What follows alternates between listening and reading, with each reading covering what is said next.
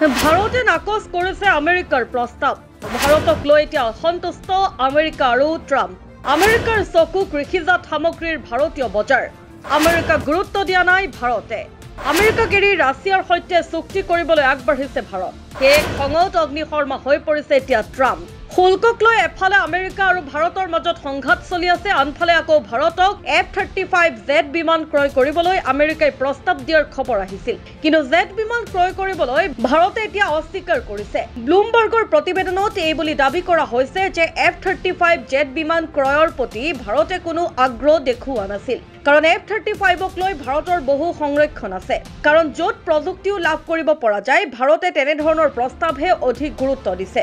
এনে পৰিস্থিতিত ভাৰতৰ প্ৰয়োজনীয়তা আমেৰিকাৰ F-35 বিমানে পূৰণ কৰা যেন নালাগে। শেহতীয়াকৈ এই প্ৰেক্ষাপটত F-35 জেট বিমানৰ বিজুতিৰ বহুতো খবৰ ওলাইছিল। এখন F-35 জেট এমাহতকৈ অধিক সময় ধৰি ভাৰতৰ কেৰালা বিমানবন্দৰত ৰখাই থোৱা আছিল। আনহাতে F-35 দুৰ্ঘটনাগ্ৰস্ত হোৱাৰ খবৰো আহিছিল। আৰু এতিয়া সূত্ৰৰ উদ্ধৃতি দি ব্লুমবাৰ্গে দাবী কৰিছে যে ভাৰতে F-35 জেট বিমান ক্ৰয় কৰিবলৈ অস্বীকাৰ কৰিছে। আৰু এই সকলোবোৰৰ মাজতে যেতিয়া বৈদেশিক পৰিক্ৰমা মন্ত্ৰালয়ক একেটা প্ৰশ্নই সোধা হৈছিল, তেতিয়া বৈদেশিক পৰিক্ৰমা মন্ত্ৰালয়ৰ মুখপাত্ৰ ৰন্ধীৰ জয়ছৱালে এই বিষয়ত উত্তৰ দিছে।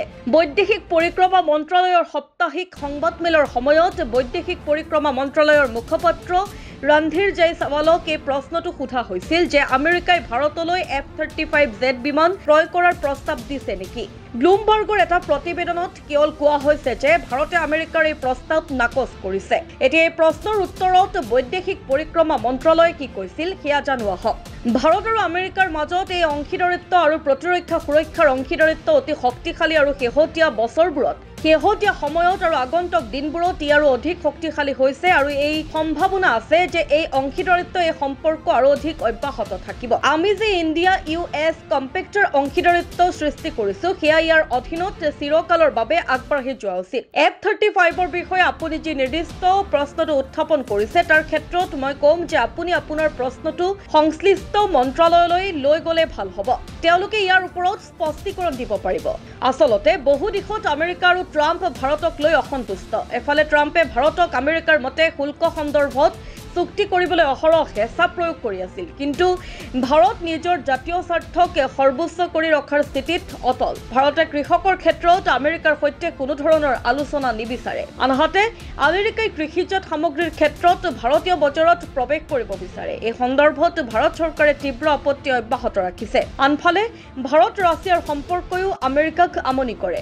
আমেৰিকাৰ বৈদেশিক মন্ত্ৰীয়ে হওক, আমেৰিকাৰ প্ৰতিৰক্ষা মন্ত্ৰীয়ে হওক বা আমেৰিকাৰ ৰাষ্ট্ৰপতি ট্ৰাম্পেই হওক, মাজে মাজে ভাৰত আৰু ৰাছিয়াৰ মাজত প্ৰতিৰক্ষা চুক্তি বা শক্তি চুক্তিৰ কথা চলি থাকে।